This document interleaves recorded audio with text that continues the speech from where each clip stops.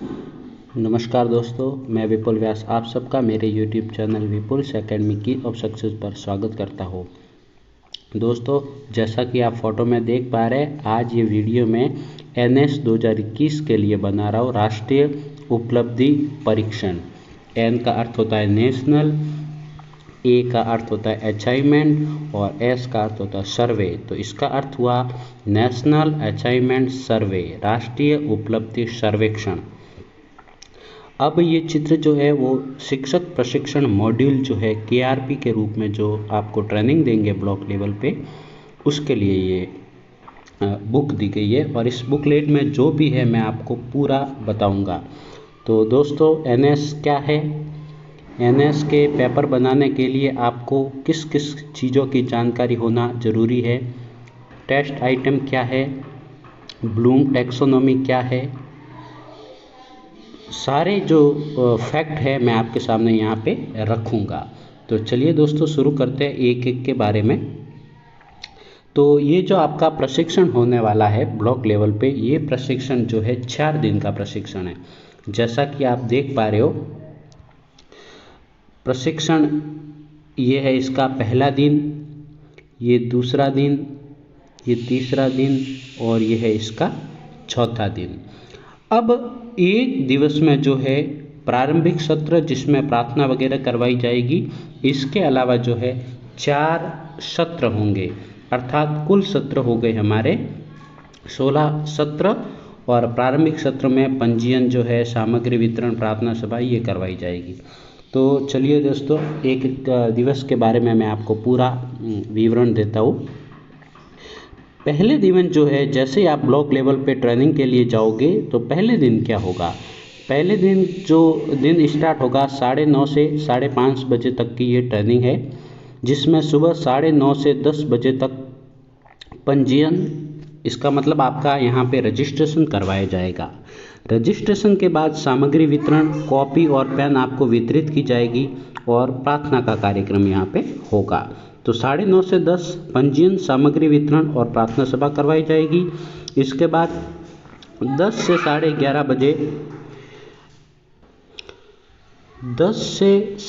बजे तक आपका रजिस्ट्रेशन करवाया जाएगा। चूँकि वहाँ पे लोग ज़्यादा होंगे, इसलिए ये 1.5 घंटे का कार्यक्रम सबसे पहले प्रथम सत्र में रजिस्ट्रेशन का ही रखा है। उसके बाद 11:45 से लेके 1:15 तक आपको बताया जाएगा कि आकलन और राष्ट्रीय उपलब्धि सर्वेक्षण क्या चीज़ है, हम आकलन क्यों करते हैं और NS की ज़रूरत क्या है, NS सरकार द्वारा क्यों करवाई जा रही है, ये सब यहाँ पे आप देखेंगे। तृतीय सत्र जो है 2 बजे से 3:30 बजे तक होगा, लंच के बाद। इसमें क्या होगा? इसमें जो आकलन प्रपत्र है 2017 का, इसके बारे में आपको विश्लेषण करवाया जाएगा कि पेपर कैसे बनाना है वगैरह वगैरह करवाया जाएगा। उसके बाद चौथा सत्र जो है 3:45 से लेके 5:30 बजे तक होगा। इसमें आकलन के विभिन्न आयाम और सीखने के प्रतिफल में सह संबंध के बारे में बताया जाएगा। ये हो गया पहले दिन का कार्यक्रम। इसके बाद दूसरा दिन वही 9:30 बजे से स्टार्ट होगा, जिसमें प्रार्थना सभा, गत दिवस की समीक्षा की जाएगी और प्रतिवेदन जो रिपोर्ट बनाई है उस रिपोर्ट का वाचन किया जाएगा। उसके बाद 10 बजे से 10:30 बजे तक इसमें सीखने के प्रतिफलों का परिचय, उसकी आवश्यकताएं क्यों है और उसकी क्या क्या विशेषताएं हैं, उसके बारे में आपको बताया जाएगा। 11:45 से 1:15 बजे तक सीखने के प्रतिफलों की समझ, जो एलोज है उसकी समझ और उस एलोज की प्रक्रिया क्या है उसके बारे में बताया जाएगा। मैं इस वीडियो में आपको बताऊंगा एलोज क्या चीज़ है। 2 से 3:30 बजे तक सीखने के प्रतिफलों के आधार पर प्रश्नों का निर्माण कैसे करना है, प्रश्नों के निर्माण में आपको कौन कौन से उद्देश्यों को शामिल करना है वो भी यहाँ पे बताया जाएगा। और चौथा सत्र जो है वापस 3:45 से 5:30 बजे तक, इसमें सीखने के प्रतिफलों पर आधारित प्रश्न और ब्लूम टैक्सोनॉमी, ये वेरी इंपॉर्टेंट है। ब्लूम टैक्सोनॉमी की समझ आपको जरूरी है। ब्लूम टैक्सोनॉमी क्या कहती है और ब्लूम टैक्सोनॉमी के आधार पर प्रश्न पत्र कैसे बनाने हैं, कौन कौन से उद्देश्य आपको इसमें शामिल करने हैं। आर का मतलब क्या होगा, रिमेंबरिंग, अंडरस्टैंडिंग और अप्लाइंग, इन तीनों पर आधारित प्रश्न निर्माण किया जाएगा। चलिए तीसरे दिवस की ओर बढ़ते हैं। तृतीय दिवस जो है वो उसमें वापस 9:30 से 10 प्रार्थना, गत दिवस की समीक्षा और जो रिपोर्ट बनाया है संभागियों में से किसी एक को रिपोर्ट बनाने के लिए कहा जाता है और वो जो रिपोर्ट बनाई है उस रिपोर्ट का वाचन किया जाएगा। उसके बाद परीक्षण उपकरण, टेस्ट आइटम की समझ। टेस्ट आइटम क्या है, तो टेस्ट आइटम जो है मूल्यांकन का आधार बिंदु होता है। उस टेस्ट आइटम की समझ के बारे में आपको बताया जाएगा। उसके बाद NS 2017 का जो उपलब्धि परीक्षण हुआ था उसके पूरे पेपर का एनालिसिस करेंगे। उसमें कितने प्रश्न जो है वो रिमेंबरिंग के थे, कितने अंडरस्टैंडिंग के थे और कितने अप्लाइंग के थे, वो आपको पूरा बताया जाएगा। 2 से 3:30 बजे तक तृतीय सत्र जो है उसमें कक्षावार और विषयवार प्रश्न पत्र निर्माण, 3वीं, 5वीं, 8वीं और 10वीं के जो पेपर है वो बनाने हैं और उस पेपर में क्या क्या आर के कितने प्रश्न हैं वो सब यहाँ पे विश्लेषण किया जाएगा। उसके बाद 3:45 से लेकर 5:30 बजे तक प्रश्न पत्र का प्रस्तुतिकरण एवं चर्चा, जो आपने पेपर बनाया है उस पर चर्चा की जाएगी। चौथा और अंतिम दिवस जो है उसमें प्रारंभिक सत्र वही प्रार्थना, गत दिवस समीक्षा और प्रतिवेदन। उसके बाद प्रथम सत्र जो है विद्यालय आधारित आकलन की समझ, स्कूल बेस्ड जो है असेसमेंट SBA के बारे में आपको बताया जाएगा। दूसरा सत्र इसमें भी यही बताया जाएगा आपको NS और विद्यालय आधारित आकलन, ये अभी अभी ज़्यादा चल रहा है विद्यालय आधारित आकलन और प्रत्येक शिक्षक को इसकी समझ आवश्यक है। विद्यालय आकलन की विधियों एवं तरीकों की योजना, इसके बारे में आपको तृतीय सत्र में बताया जाएगा। और अंतिम सत्र जो है चतुर्थ सत्र, उसमें आपको एक फीडबैक फॉर्म भरवाया जाएगा, कार्यशाला का समापन किया जाएगा और उस फीडबैक फॉर्म को कैसे भरना है और रजिस्ट्रेशन फॉर्म को भी कैसे भरना है वो मैं आपको यहाँ पे एक बार बता देता हूँ कैसा फॉर्म है। दोस्तों ये अनुक्रमणिका है जो हमने पढ़ा है वो है प्रथम दिवस में क्या क्या किया जाएगा, कितने सत्र है, प्रथम सत्र में क्या है, जो अभी हमने डिस्कस किया था वो ही यहाँ पे है। उसके बाद ये आपका रजिस्ट्रेशन फॉर्म है, ये आपको वहाँ पे दिया जाएगा और ये रजिस्ट्रेशन फॉर्म भर को आपको आगे देना है। तो सबसे पहले नंबर पर है नाम एवं एम्प्लॉय ID, तो यहाँ आपको अपना नाम भरना है और अपनी एम्प्लॉय ID यहाँ पे भरनी है। दूसरे नंबर पर है शैक्षिक योग्यता, विषय संकाय सहित, इसमें आपको अपनी योग्यता भरनी है, BA की है, MSc है, जो भी आपकी संकाय है वो यहाँ पे भरनी है। तीसरे नंबर पर है प्रशैक्षणिक योग्यता, आपके STC है या B.Ed है या M.Ed है, वो यहाँ पे प्रशैक्षणिक योग्यता दर्शानी है। चौथे नंबर पर लिंग, पुरुष या महिला, पुरुष है तो उसके लिए M लिखा जाएगा और महिला है तो उसके लिए F लिखा जाएगा। इसके बाद आपका पद, विद्यालय में आप किस पद पे कार्यरत हो वो यहाँ पे भरना है। छठे नंबर का पॉइंट है पद स्थापन, स्थान, मय, जिला, आप कौन से स्थान पर पोस्टेड हो वो भरना है और डिस्ट्रिक्ट भी भरना है। सातवें नंबर पर है शहरी या ग्रामीण, आपका विद्यालय अगर शहरी है तो शहरी आएगा और ग्रामीण है तो ग्रामीण आएगा। आपका 8वें नंबर पर है पद स्थापन का PO या UCO क्षेत्र कौन सा है, तो आपका जो भी क्षेत्र है PO क्षेत्र कौन सा है या UCO क्षेत्र कौन सा है वो आपको यहाँ पे भरना है। 9वें नंबर पर है पद स्थापन स्थान का CBO खंड का नाम, आपका जो CBO खंड है वो यहाँ पे आएगा, CBO आपके कहाँ लगता है वो यहाँ पे भरना है। 10वें नंबर पर है मोबाइल नंबर एवं ईमेल ID, तो इसमें आपको अपना मोबाइल नंबर भरना है और आपने जो ईमेल ID शाला दर्पण पे दी हुई है वो ईमेल ID यहाँ पे भरनी है। 11वें नंबर का पॉइंट है SRG या KRP के रूप में आप पंजीकृत है या नहीं है। अगर आप पंजीकृत है पहले से ही तो हाँ भरना है, और पंजीकृत नहीं है तो आपको नहीं भरना है। विशेष अभिरुचि, आपकी अभिरुचि किस में है? खेलकूद में कोई अभिरुचि है तो वो भरिए, कंप्यूटर में कोई अभिरुचि है तो वो भरिए। जो भी आपकी अभिरुचि है वो यहाँ पे आप प्रदर्शित कर सकते हो। 13वें नंबर का पॉइंट है अध्यापन का विषय। इसमें आपको यहाँ पे अध्यापन का विषय भरना है, जो सब्जेक्ट आप स्कूल में पढ़ाते हो वो यहाँ पे भरना है। 14वें नंबर का पॉइंट है एनएस के बारे में आपकी समझ। आप एनएस के बारे में क्या जानते हो वो यहाँ पे लिखना है 30 शब्दों में। जैसे कि एनएस राष्ट्रीय स्तर पर एनसीईआरटी द्वारा करवाई जाती है, इसका आयोजन एनसीईआरटी करवाती है, और राज्य स्तर पर इसकी जिम्मेदारी आरएसईआरटी को व समसा के निर्देशन में इसको करवाया जाता है। ऐसे आपको 30 शब्दों में लिखना है। कक्षा 3, 5, 8 व 10 में आपको पढ़ाने का जो अनुभव है 5 साल 7 साल जो अनुभव है वो यहाँ पे लिखना है। प्रशिक्षण स्थल का नाम में जिला। आपका प्रशिक्षण कहाँ हो रहा है? ब्लॉक लेवल पे हो रहा है तो ब्लॉक लेवल में भी कहाँ हो रहा है वो आपको यहाँ पे पूरा लिखना है। प्रशिक्षण की अवधि लिखनी है आपको, कौन कौन सी डेट में ये अवधि करवाई जाएगी।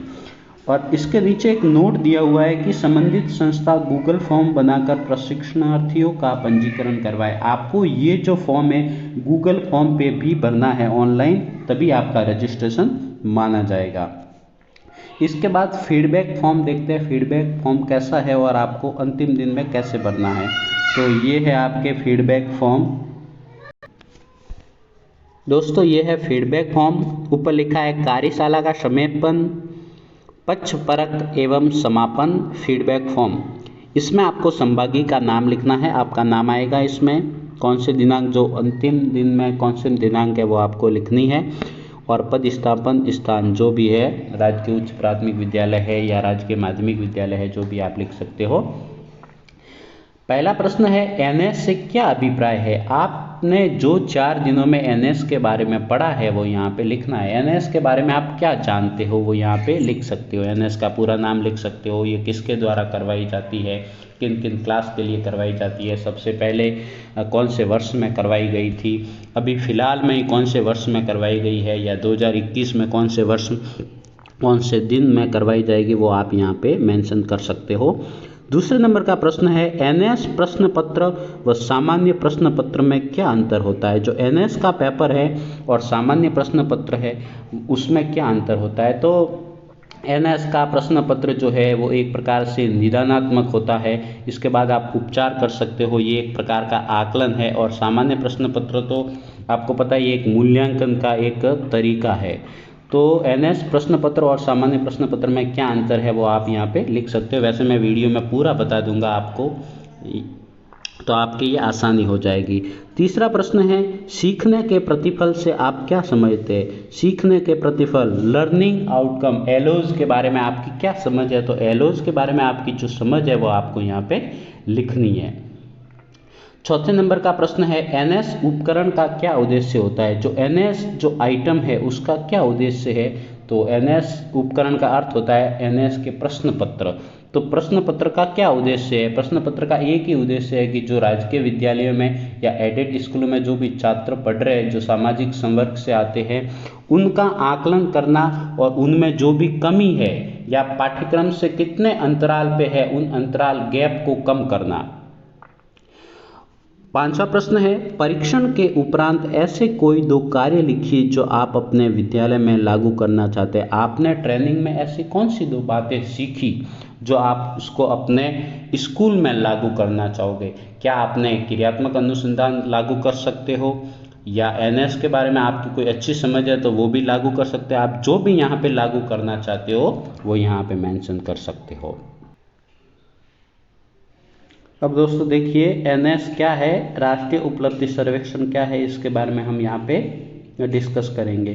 तो राष्ट्रीय उपलब्धि सर्वेक्षण आकलन की एक बड़े स्तर पर होने वाली कवायद है जिससे कि संपूर्ण देश में शिक्षा के ढांचे को परखा जाएगा कि शैक्षिक स्तर का जायजा लिया जा सके। उसके लिए सरकार एक प्रकार के आकलन को आयोजित करवा रही है। राष्ट्रीय स्तर की एक बड़ी कवायद है ये। एनएस एक सर्वेक्षण है जिसमें प्रतिनिधि शिक्षार्थियों के सैंपल का चयन इस तरह किया गया जो समूह का उचित आकलन प्रस्तुत कर सके। एनएस कोई परीक्षा नहीं है, ये शिक्षा व्यवस्था के स्वास्थ्य की एक जांच है। एनएस विद्यार्थियों को व्यक्तिगत रूप से नहीं जांचता, अर्थात एनएस जो है किसी व्यक्तिगत रूप से विद्यार्थी की जांच नहीं करता है, ये एक पूरे समूह की जांच करता है कि भाई आप जो पाठ्यक्रम आपके लिए बनाया गया है, जिस पाठ्यचर्या का निर्माण किया गया है, वो पाठ्यचर्या आपके लिए सही है या नहीं, वो पाठ्यचर्या वो पाठ्यक्रम अपनी अपेक्षाओं पर खरे उतरे है या नहीं, ये एनएस उसकी जांच करता है। सर्वेक्षण में सीखने की उपलब्धियों के निर्धारक सामाजिक आर्थिक पृष्ठभूमि, संदर्भ और संस्थागत कारक जैसे स्कूल, शिक्षक और सीखने के माहौल को भी शामिल किया जाता है। इस सर्वेक्षण में सीखने की उपलब्धि के निर्धारित तत्व जो है, जिसमें शिक्षक भी शामिल है, जिसमें स्कूल भी शामिल है, जिसमें शिक्षार्थी भी शामिल है, सीखने का माहौल भी शामिल है, उन सबको शामिल किया जाएगा। अब एनएस का उद्देश्य क्या है? तो एनएस का एक ही उद्देश्य है, जितने भी शिक्षार्थी पढ़ रहे हैं उनके सीखने के प्रतिफलों को बेहतर बनाने के लिए नीति निर्माण करना, योजना निर्माण करना और सीखने सिखाने की प्रक्रियाओं को डिजाइन करने में एनएस के जो रिजल्ट है उनका इस्तेमाल करना। राष्ट्रीय स्तर पर उपलब्धि परीक्षण, तो राष्ट्रीय स्तर पर उपलब्धि परीक्षण जो है इसका निर्माण कौन करता है? इसका निर्माण जो है एनसीईआरटी करती है और राज्य स्तर पर इसकी जिम्मेदारी जो है वो आरएससीईआरटी व समसा के निर्देशन में एनएस का आयोजन किया जाता है। एनएस की ज़रूरत क्या है? हमें इसकी ज़रूरत क्यों है?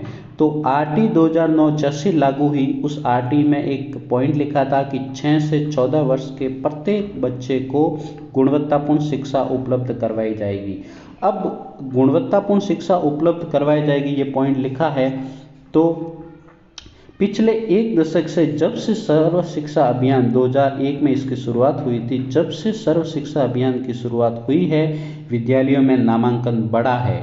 और विद्यालयों में नामांकन बढ़ा है तो आपको पता ही है, विद्यालयों में, सरकारी विद्यालय में जो बच्चे आते हैं आर्थिक रूप से कमज़ोर होते हैं, सामाजिक रूप से कमज़ोर तबके से आते हैं, तो शिक्षा व्यवस्था उनके लिए एक चुनौती है, अर्थात उनके लिए हमें कुछ करने की ज़रूरत है। तो सबसे पहले तो उनका आकलन किया जाएगा, उनका निदान करना है कि ये पाठ्यक्रम में कहाँ कहाँ से कमज़ोर है और जहाँ जहाँ से वो पाठ्यक्रम में कमज़ोर है उनके लिए उपचार की व्यवस्था। जैसे ही आकलन किया जाता है तो आकलन के बाद उपचार जरूरी हो जाता है, लेकिन मूल्यांकन के बाद जो है वो सुधार की कोई गुंजाइश नहीं रहती है। जहां अच्छा नामांकन और विविधतापूर्ण कक्षा समूह एक स्वच्छ, समावेशी और सहभागितापूर्ण शिक्षा व्यवस्था को दर्शाता है, वहीं सभी बच्चों को उच्च गुणवत्तापूर्ण शिक्षा मिले, यह भी उतना ही आवश्यकता है। सभी बच्चों को गुणवत्तापूर्ण शिक्षा मिलनी चाहिए, ये हमारी एक आवश्यकता है और हमारा कर्तव्य भी है। हम शिक्षकों का कर्तव्य है कि प्रत्येक बच्चे तक गुणवत्तापूर्ण शिक्षा जानी चाहिए। गुणवत्तापूर्ण शिक्षा का एक आधारभूत संकेतक यह समझना है कि बच्चों का अधिकतम स्तर समय के साथ यथार्थपूर्ण रूप से बेहतर होता है। हमें यह समझना है कि बच्चों का जो अधिकतम स्तर है, सीखने का स्तर है, समय के साथ बेहतर बनना चाहिए। बच्चों के अधिकतम स्तर में इस बेहतरी का निरीक्षण करने के लिए एनएस की आवश्यकता है और इसकी जांच करने के लिए एनसीईआरटी वर्ष 2001 से जो पहला आयोजित हुआ था एनएस, वो 2001 में आयोजित हुआ था, कक्षा 3, 5 और 8 के लिए नियतकालिक राष्ट्रीय उपलब्धि सर्वेक्षण आयोजित कर रहा है। एनएस रिपोर्ट किसी बच्चे की रिपोर्ट के बारे में नहीं बताती है, किसी विद्यालय की व्यक्तिगत रिपोर्ट के बारे में नहीं बताती है, ये पूरे राष्ट्र की और पूरे राज्य की रिपोर्ट बताती है।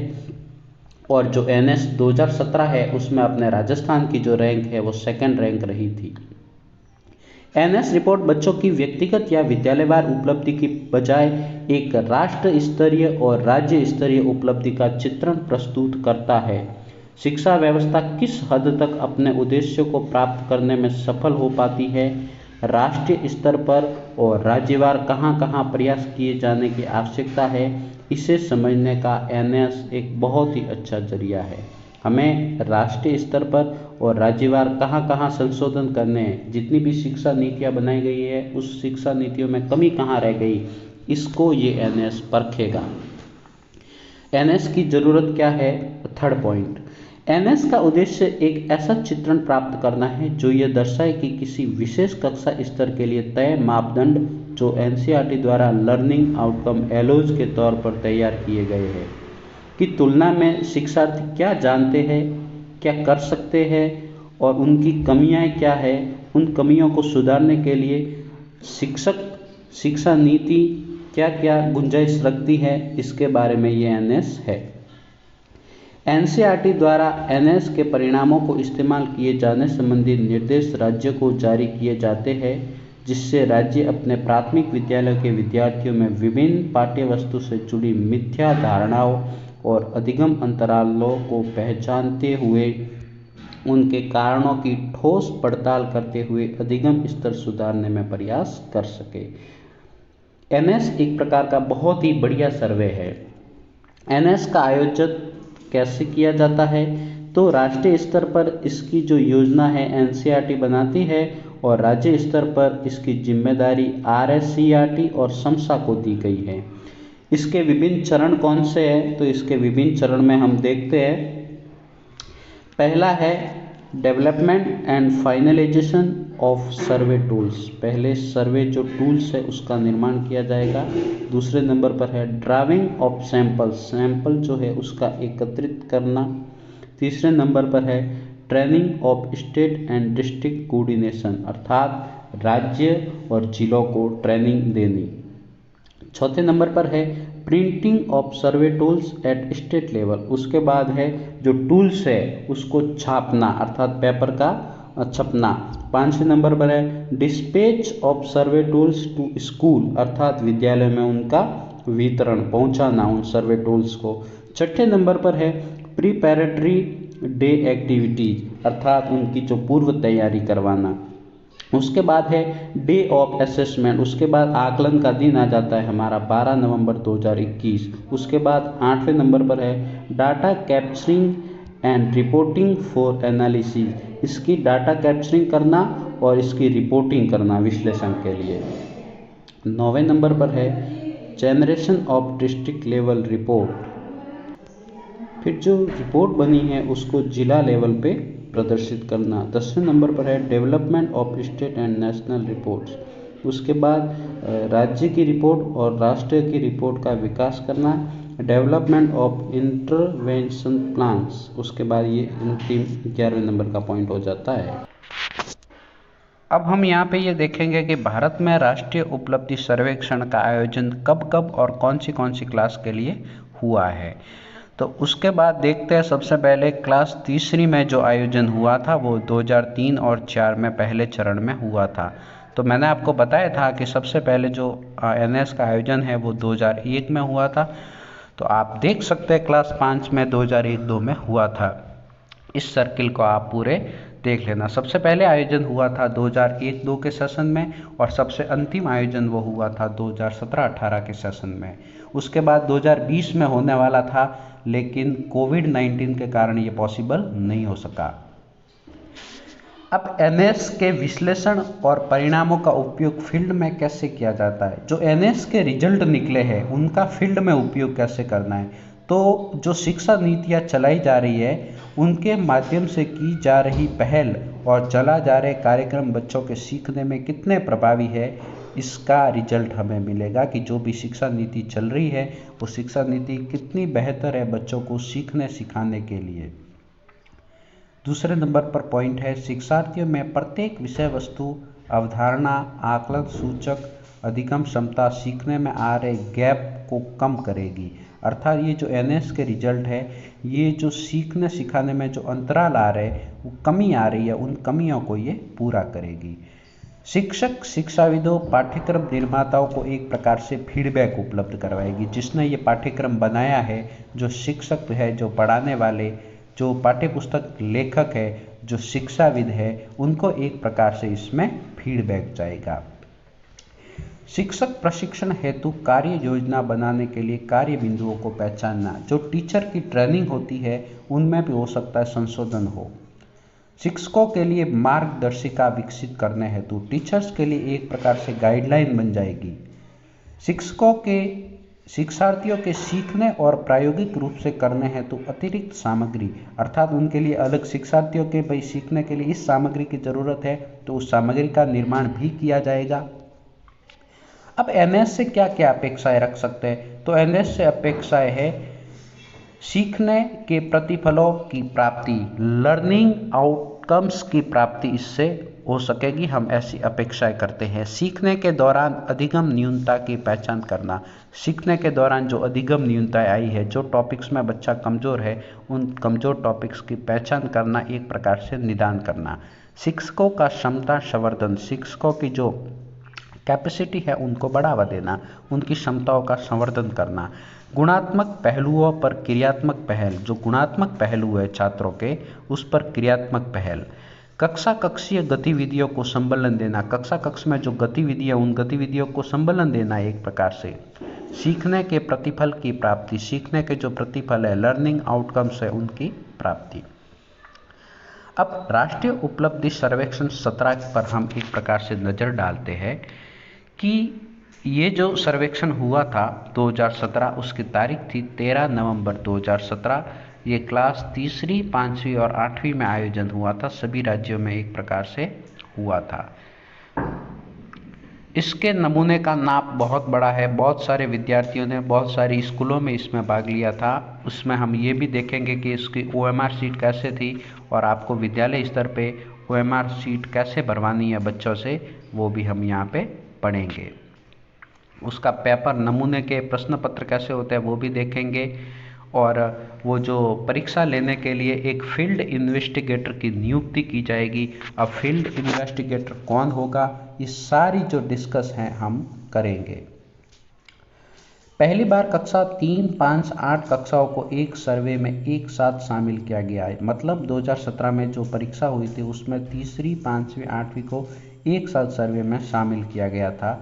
इससे पहले जो होती थी एक ही क्लास की एक ही कक्षा को शामिल किया जाता था, अब इसमें 3-3 कक्षाओं को एक साथ शामिल किया गया था। ये भारत का अब तक का सबसे बड़ा सर्वे रहा है। तो भारत का सबसे बड़ा सर्वे यही था। इसमें 36 राज्यों व केंद्र शासित प्रदेशों के 701 जिलों ने भाग लिया था, जिसमें 1,10,000 स्कूल और 2,70,000 शिक्षक और 22 लाख बच्चे शामिल हुए थे। इसकी जो रिपोर्ट बनी थी, पहली बार जिलेवार रिपोर्ट बनी थी। इससे पहले जो रिपोर्ट बनती थी वो राज्य तक ही सीमित रहती थी। इसमें पहली बार जिलेवार रिपोर्ट बनी थी और उस जिले का प्रदर्शन कैसा था वो भी यहाँ पे था। तो हम ये जिलेवार रिपोर्ट भी यहाँ पे देखेंगे। जिले के स्तर पर आवश्यकता आधारित संबलन व्यवस्था विकसित करने में मददगार होगा। बच्चों के अधिगम में, बच्चों के सीखने में ये सहयोगी बनेगा। ये रिपोर्ट बच्चों के सीखने में सहयोगी बनेगी, क्योंकि उस रिपोर्ट में बच्चे किस टॉपिक में कमज़ोर है वो भी इसमें आता है। सर्वे के दूसरे चरण में 2008 में कक्षा 10 के लिए एनएस किया गया। सर्वे में दूसरे चरण में 2018 में कक्षा 10 के लिए एनएस किया गया। इस सर्वे की एक विशेषता थी कि इसमें निजी विद्यालय भी सम्मिलित हुए थे। यह आपके सामने जिलेवार रिपोर्ट है, तो जिलेवार रिपोर्ट हम एक एक देखते हैं। तो सबसे पहले जिलेवार रिपोर्ट में सबसे पहले ऊपर लिखा है नेशनल काउंसलिंग, ये रिपोर्ट है। आपको मैं ये रिपोर्ट पूरी बताता हूँ कि ऊपर लिखा है national counselling of education research and training NCERT, national achievement survey NAS, survey of learning outcomes, अर्थात सीखने के प्रतिफलों का सर्वेक्षण। अब देखते हैं डिस्ट्रिक्ट रिपोर्ट कार्ड 2017। राज्य का नाम है राजस्थान, स्टेट राजस्थान लिखा है, डिस्ट्रिक्ट लिखा है जयपुर, तीसरी क्लास के ये है तो क्लास 3, सब्जेक्ट लिखा है EVS, स्कूल्स जिसने भाग लिया वो थे 57 और स्टूडेंट थे 851। अब स्टूडेंट्स जो है उसमें बॉयज़ भी होंगे गर्ल्स होंगे, तो दोनों को अलग अलग ये बताया कि जेंडर थे बॉयज़ गर्ल्स। टोटल 100% में से या टोटल 851 में से 390 तो बॉयज़ थे और 461 जो है वो गर्ल्स थे। तो ये परसेंटेज आगे निकाल के इसने बताया है। एरिया में दो क्षेत्र आ जाते हैं, रूरल और अर्बन, अर्थात 851 में से 550 बच्चे तो ग्रामीण थे और 301 बच्चे जो है वो शहरी थे। उनका परसेंटेज निकाल के ये बताया है। फिर है श्रेणी, तो श्रेणी में SC, ST, OBC और जनरल। SC के 208 बच्चे थे, ST के 120 बच्चे थे, OBC के 320 बच्चे थे और जनरल के 203 बच्चे थे। फिर CWSN कितने थे, तो CWSN में LD लोकोमोटर डिसेबिलिटी के 2 बच्चे थे, ये VI के 0 थे, HI के 1 थे, S&LD के 2 थे, ID के 3 थे और अदर्स 2 थे। मैनेजमेंट में 2 क्षेत्र आ जाते हैं, एक तो गवर्नमेंट और गवर्नमेंट एडेड। तो 851 में से सारे 851 बच्चे गवर्नमेंट के थे और गवर्नमेंट एडेड के थे 0। तो अब हम देखते हैं एवरेज परफॉर्मेंस क्या रही स्टूडेंट्स की EVS में। तो ये थे ओवरऑल जो है इनका परसेंटेज रहा था 79.40, लगभग एवरेज था, इतना बेटर नहीं था। जेंडर मतलब मेल का रहा था 79.13 और फीमेल का रहा था 79.62। एरिया के हिसाब से हम देखें तो ग्रामीण का रहा था 77.72 और अर्बन का रहा था 82.46। अर्बन का इससे ग्रामीण से बेटर था। मैनेजमेंट के रूप में देखा जाए तो गवर्नमेंट का था 79.40 और एडेड थी नहीं तो एडेड का हो जाएगा 0। उसके बाद सोशल ग्रुप देखे SC, ST, OBC और जनरल के हिसाब से तो 79.94 SC का था, ST का 72.50 था, OBC का 77.54 था और जनरल का 85.85 था। तो अब सोशल ग्रुप के हिसाब से देखा जाए तो ST का प्रदर्शन सबसे कमज़ोर था और जनरल का जो प्रदर्शन है वो सबसे बेटर था। आगे इसी रिपोर्ट कार्ड की चर्चा करते हैं हम। ये लर्निंग आउटकम्स की कोड लिखे हुए हैं E302। अब इस कोड का अर्थ क्या है मैं आपको बता दूं, मैंने यहाँ पे लिखा भी है। E का अर्थ है EVS और 3 का मतलब है तीसरी क्लास और 02 इसका एक कोड है। तो अब डिस्क्रिप्शन है कि किसमें कितना प्रदर्शन रहा था। तो पहला है आइडेंटिफाई सिंपल्स फीचर्स, अर्थात मतलब सामान्य जो गुण है उसका बच्चा आइडेंटिफिकेशन कर सकता है या नहीं। जैसे मूवमेंट है, eat plus, found, kept, eating, खाना, आदतें, ध्वनि की पहचान, इसका कर सकता है नहीं। तो इसमें जो बच्चे का प्रदर्शन ओवरऑल रहा था वो रहा था 73.33%। तो आप देख सकते हैं कि सबसे कमज़ोर प्रदर्शन वो रहा था ये 52.35। मैंने यहाँ पे ये निशान भी किया है, ये रहा था ऑब्जर्वर्स रूल्स इन गेम्स। तो बच्चे आपको पता ही है सरकारी स्कूल के बच्चे गेम्स में हमेशा कमज़ोर होते हैं, विशेषकर लोकल गेम्स, इंडोर गेम्स और आउटडोर गेम्स। इसके बाद ये इसकी range of performance of student who answered correctly, जिन्होंने करेक्ट आंसर दिए थे उनके यहाँ पे पता है 30% से कमज़ोर कितने थे, 30 से 50 कितने थे, 50 से 75 कितने थे और 75 से ऊपर कितने थे, ये इसका है। तो देख लो सारे ही है, लगभग 851 में से 569 बच्चों ने 75% से उत्तर ज़्यादा दिया था। तो ये ज़्यादा कैसे दिया था, ये हमने सहयोग किया इसीलिए ज़्यादा दिया है। लेकिन इस बार हमें ये सहयोग नहीं करना है क्योंकि ये सर्वे में हमारी भी जिम्मेदारी है, हम सरकार तक वास्तविक आंकड़ा पहुँचाए कि वास्तव में आपके स्कूलों की ये स्थिति है। इसके बाद है लोएस्ट परफॉर्मेंस लर्निंग आउटकम्स, अर्थात कौन से क्षेत्र में बच्चों का परफॉर्मेंस जो है वो लोएस्ट रहा था। तो पहले नंबर पर देखते हैं observers rules in games, local, indoor, outdoor. तो मैंने आपको बताया था जो गेम्स में जो है बच्चों का प्रदर्शन सबसे कम था। इसके बाद ये है न्यून उपलब्धि वाले सीखने के प्रतिफल, अर्थात किस क्षेत्र में बच्चे की उपलब्धि न्यून थी। तो तीसरी में ये लिख रहा है सेंटीमीटर या मीटर जैसी मानक इकाइयों का उपयोग करके लंबाई और दूरी का मापन करना, इसमें बच्चे जो पिछड़ रहे थे। ये 5वीं क्लास का भी लिखा है इसने, 8वीं का भी लिखा है, 8वीं में सामाजिक का भी लिखा है और 8वीं में विज्ञान का भी लिखा है। ये न्यून उपलब्धि वाले क्षेत्र है बच्चों के। इसके बाद अगले वीडियो में हम ब्लूम टैक्सोनॉमी के बारे में पढ़ेंगे।